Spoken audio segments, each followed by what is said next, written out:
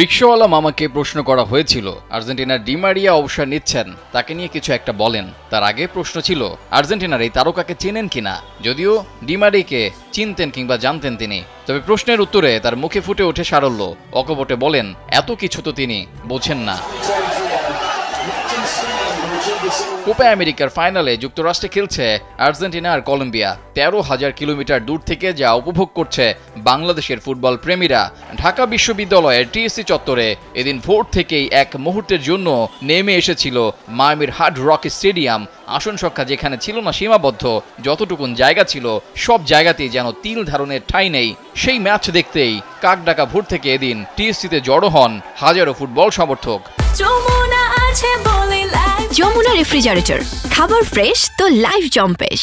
যেখানে ছিলেন মেহনতি রিকশাওয়ালা মামারাও দূর থেকে উঁকি ঝুঁকি দিয়ে রিকশার উপরে দাঁড়িয়ে খেলা দেখায় বলে দেয় ফুটবলটাকে অতটা না বুঝলেও ভালোবাসা একটু কম নেই ফুটবলের প্রতি। হয়তো সময়টা এখানে অতিবাহিত না করলে 200 টাকাও কামিয়ে নিতে পারতেন, কিন্তু ওই যে ভালো লাগা কিংবা ভালোবাসা তো টাকা দিয়ে মাপা যায় না, ভালোবাসার কোনো পরিমাপক হয় না।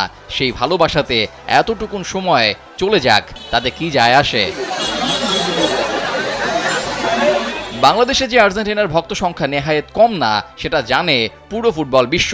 কাতার বিশ্বকাপে বাংলাদেশের আর্জেন্টিনা ভক্তদের উল্লাস উদযাপন, মোট কথা পাগলামো দেখেছে পুরো ফুটবল বিশ্ব। আর্জেন্টিনাতেও যে খবর চলে যায় বাতাসের গতিতে।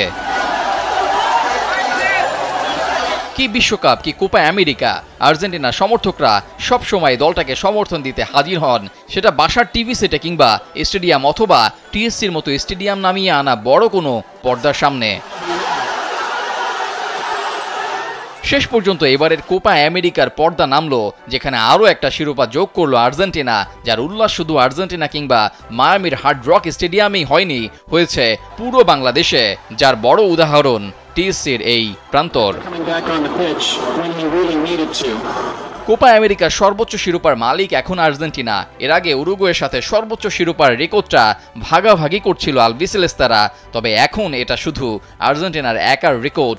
টানা দ্বিতীয়বার কোপার শিরোপা জিতে শেষটা যে ভালো করেই রাঙিয়ে নিলেন মেসি ডি মারিয়ারা। এর থেকে ভালো শেষ আর কেই বা হতে পারে। রেজাউল করিম, কালবেলা।